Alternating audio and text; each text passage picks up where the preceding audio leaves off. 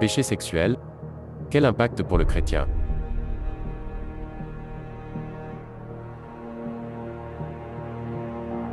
Vous tombez pour la 10e fois dans le péché de la chair.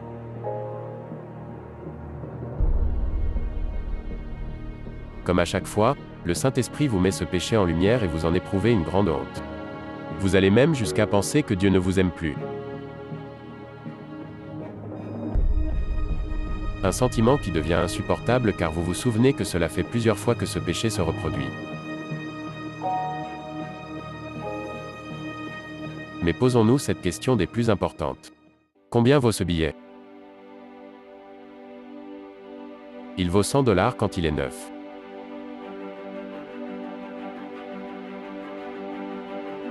Mais que devient sa valeur si il se froisse? S'il tombe par terre et devient très sale?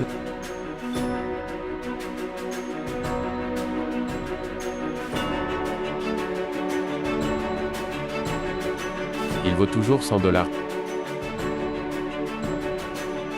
Tout comme vous, sa valeur ne change pas. Jésus vous a donné cette valeur devant Dieu le Père. Et cette valeur ne changera jamais puisqu'elle représente la valeur de Jésus lui-même.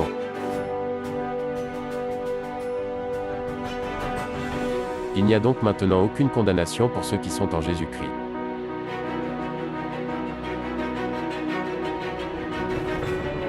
Est-ce une raison pour pécher?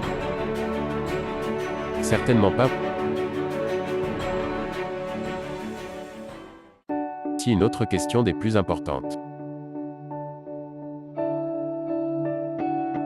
Êtes-vous un cochon ou un mouton?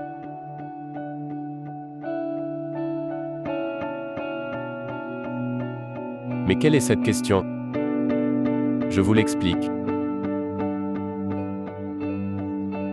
Qu'un mouton qui tombe dans une flaque de boue se retire rapidement car il ne veut pas être sale. Il désire rester propre.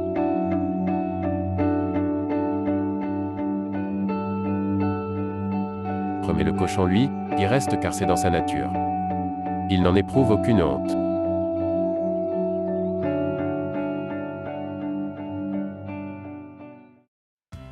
Nous sommes maintenant en Jésus-Christ, et nous avons cette nouvelle nature, qui nous pousse à nous éloigner du péché. Nous pouvons tomber régulièrement, mais le fait d'éprouver de la honte est un signe que le Saint-Esprit vit en nous, et nous pousse à la repentance, au changement d'attitude. Si vous n'éprouvez aucun regret après avoir péché, vous devriez vous poser quelques questions, et chercher à comprendre quelle est votre nature. Êtes-vous un mouton ou un cochon? Voici quelques conseils pour faire face à ce péché. Conseil numéro 1. Vous confiez dans la prière. Le fait de demander de l'aide est un signe d'humilité devant Dieu et le Père relève celui qui s'abaisse. Conseil numéro 2. Ordonnez d'une voix audible, avec assurance, au péché de partir au nom de Jésus. Pensez à donner exactement le nom du péché. Par exemple, le péché de la masturbation ou de la pornographie. Conseil numéro 3. Éloignez-vous de cette pensée par diverses méthodes comme par exemple, lire votre Bible. Se souvenir que notre corps est le temple du Saint-Esprit. Confesser que Dieu est plus grand que ce péché. Se souvenir que notre vie ici-bas est un réel combat. Conseil numéro 4. Quand ces pensées vous saisissent, changez de pièce, allez faire de l'exercice ou une autre activité, mais vous ne devez pas rester au même endroit sans rien faire. On ne peut combattre sans bouger. Vous devez être en mouvement, soit physiquement, soit spirituellement, par la prière. J'espère que vous avez apprécié cette courte vidéo. Si c'est le cas, n'hésitez pas à mettre un pouce et vous abonner pour revoir d'autres vidéos de ce type. Vous pouvez également donner vos commentaires afin d'améliorer la qualité. Dieu vous bénisse abondamment et vous remplisse de sa joie parfaite.